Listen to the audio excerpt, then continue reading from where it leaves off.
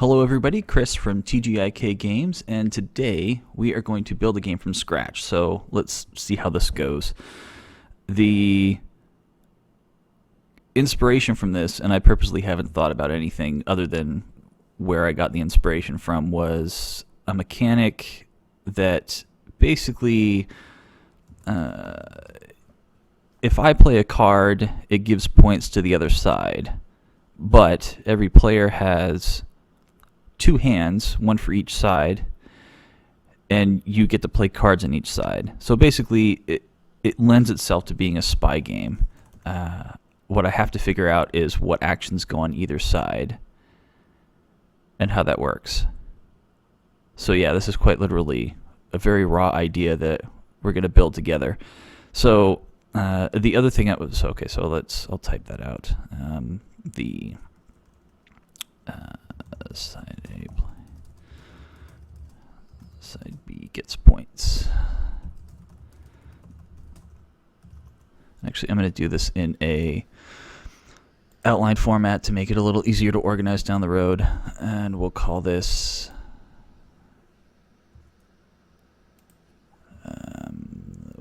staples of the game. Okay, and then the other thing I want to do is the idea of this game. The first place I got I've been watching Heroes of the Dorm recently, and there's one character on there that runs around the board putting down. It's a Zerg character, and they're putting down pods that create creep, and I don't know exactly what the creep does to help a side, but I know it's something that seems to be really powerful within the game.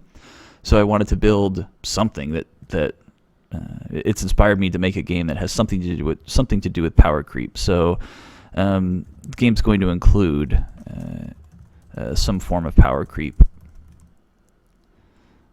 or I guess some sort of creep that spreads over time.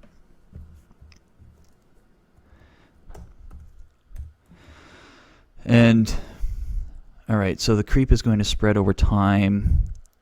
What else do I want to have the creep do? Do I want to have the creep constant grow?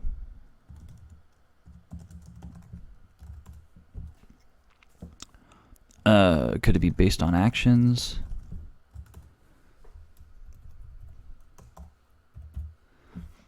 What else? How else can creep grow? It can grow by... Okay, so I play a card and creep gets something that seems like it would grow too fast.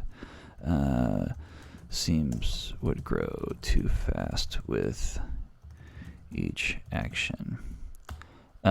Maybe store points. Maybe store growth points, and players... before I get there, maybe store growth points, and points get activated at some trigger action. Or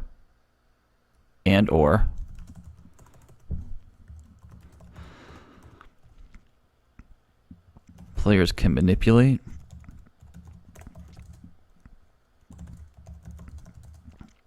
the amount of creep points.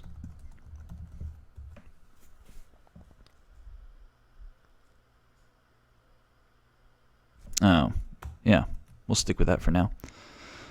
And what do we want the creep to do?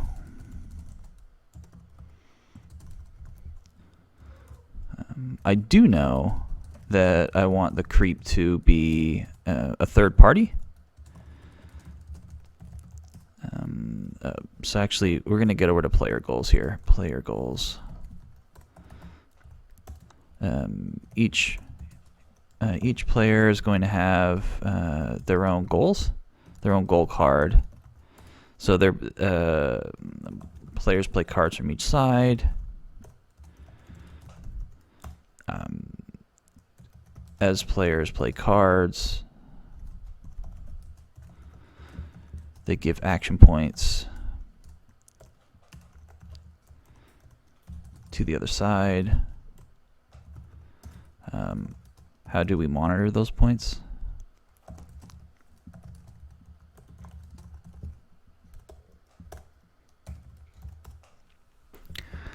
How else?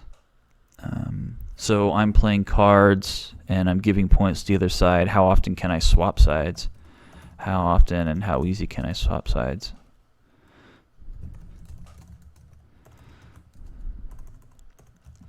Now, I've actually answered this in my own head as I'm typing that out, but you can swap as often as you want. You want as long as there are points to use. Maybe there are player points. Maybe they're player-specific points.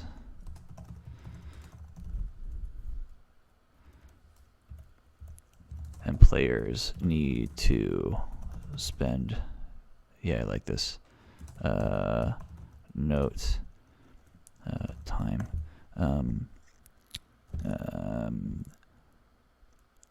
Maybe there are player-specific points, and players need to spend those, spend them to swap sides. This is just a notes, general notes. Points in this game essentially equal time. The idea being side A gets to play a card that would take X hours in real life. In game life, or in game time, let's call it that, in game time. Something that I struggle with when I come back to a design later on is I will mix up terminologies. I'll mix up my terminologies and I'll have to decipher my own notes later on. So something I've been trying to really be much better about is get some sort of standardization for myself, because some of the stuff in my day job is unstandardized and it drives me crazy. And I do the same thing in my game design and that drives me crazy. So at least I can fix that sort of thing in the way I make games. But the idea being side A gets to play a card that would take X hours in game time. Oh, so side B would have access to that amount of time as well. I don't know if that makes sense to you. I mean, there are lots of things about designing games early on in the process that they make sense in my head and they are always constant in my head. So, however, I have a hard time explaining them as I go along. The hope is that will be, I mean, I'm writing this as a general background thing. It's something that I can come back to later and somebody may or may not ask, what do these points mean? And I can say they represent time, and that's along the way. That will always be a constant. If we add points to the game, if we take points away from the game, that what it means we're taking away time or adding time. And how does that affect everything else? So I like taking these generalized notes, knowing that this is the intention of points. Okay, so let's go back up here. Before we get too far into these videos, I should tell you that I don't care about typos. I will try to fix them as often as I can, but I don't generally care. So there you have it. I said it. Okay, the player goals. Okay, how often? Easy to swap sides. As often as you want, as long as there are enough points. That seems reasonable. Maybe there are points. Okay, as long as there are points, and we'll call these player points. Now, my only concern here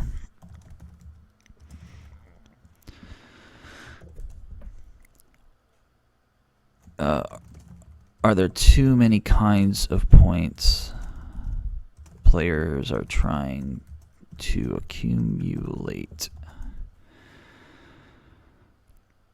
So it's kind of like we played. What did we play yesterday? We played Orléans, and there are only 18 turns in the game, and it still takes 2 hours to play. But it feels like when you have too many things that you need to collect, I myself as a player get discouraged thinking, how am I going to get all of those things before the end of the game? And when you get to 3 or 4 or 5 turns left in the game, you think, my options have become really limited, and I hope I've played well enough the rest of the game to be in a situation where the luck factor comes in and the cards that I draw or the other actions players take ahead of me don't totally put me in a bad position. So these are kind of things. I can be really selfish as a designer.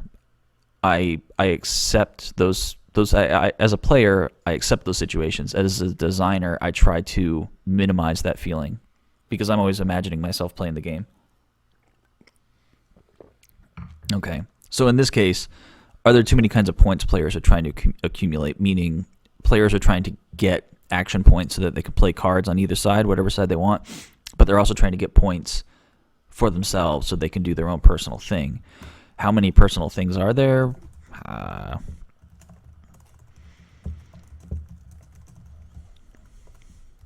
don't know.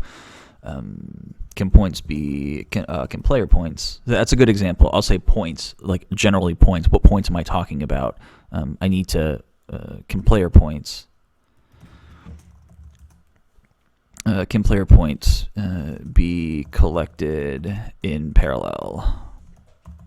Did I spell that right? Oh, I may have. Can player points be collected in parallel? No, I didn't spell it right. Damn you, spell check.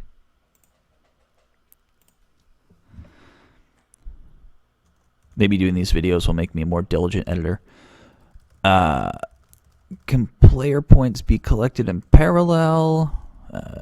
Do we even need them? Can players just swap side?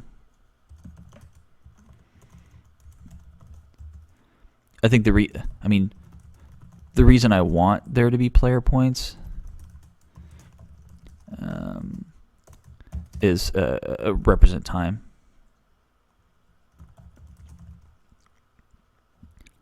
However, I'm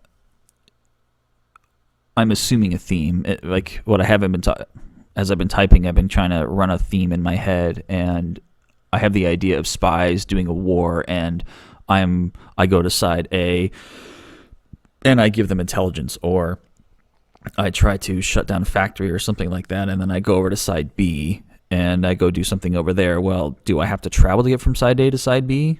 Can I go over to side A and do my action, and then I send back some intelligence to side B, which could, in theory, be an instant action? I don't know. These are things that we're going to have to figure out over the course of time. So let's see. What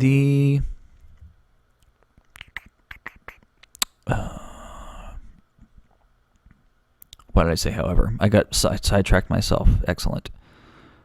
Do we even need them? Player points. Can players just swap sides? The reason... Oh, that's right. However, this is assuming a certain theme I sort of have in my head.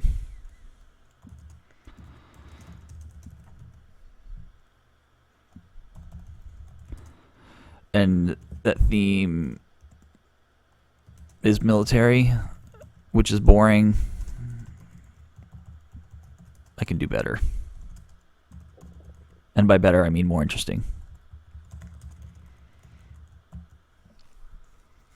It's just the thing, it's really generalized actions. And when you get to really specific action, and this is just a general design tenet for me, when the more specific your actions, the longer things you're going to have to take. Or you have to make actions be quick and specific. If you go with a really generalized theme, like war, actions have to be bigger. At least that's how it sounds, and at least that's what I think in my head. Some of these things I haven't really ever had to say out loud to myself. They're just kind of design tenets that I work by and never really had to define. So this will be an interesting journey. We'll all get to see what kind of designer I actually am, because I don't even know myself. Okay. What else? What else? What else? We've got goals. Each player is going to have their own goal card. A side will be the winner. Are there specific goals?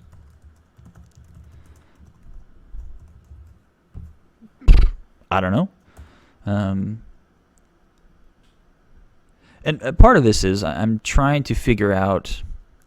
I don't know what part of this game to go after first. I need to define all of the bits of the game that I know I want included, and I have to, somewhere through all of this, I'm going to identify a spot. Okay, I see this part of the game, and I'm going to make that part of the game. I just haven't defined that part. I haven't found it yet, so I have to kind of jump around and do it this way, and hopefully we can latch onto a spot and grow it out. Are there specific goals?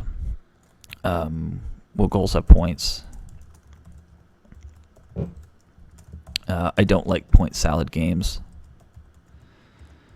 as a player. As a designer, I haven't really tried to tackle the point salad game. I feel like we're playing a lot more point salad games in our design sessions. Something we've decided to do is we are going to play through all of the games that we've been purchasing over the last year and a half and haven't been playing. So the copy of Ticket to Ride that I bought over a year ago, we're actually going to play it. I've played it a couple times. Aiden hasn't played it at all, and BJ hasn't played it either. So it's relatively new to all of us. And the couple times I've played it, it's all right. It's kind of fun. But yeah, I think it will be a good use of our time to actually play a lot of the games that we own, because we're pretty bad about, as I think a lot of gamers are, getting games and just not playing them. Because you play the games you like and kind of just slide that one on the shelf and never get to it. At least that's how I do it. Anyway, okay, I think goals have points. Nothing else on the goals is coming to my head. Let's. Do I want the creep to constantly grow? That's potentially really dangerous. Seems that based on actions, either one of these, it seems like that would be too fast.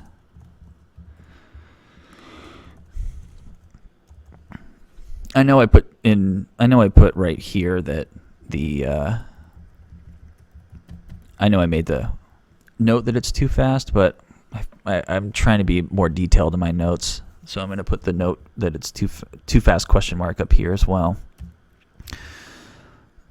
Maybe store some growth points. I like the idea of creep being able to spawn critters depending on strength or location. Oh, here we go.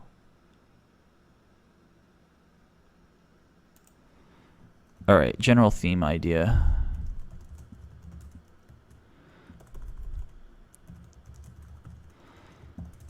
Actually, that's a bad place to put it.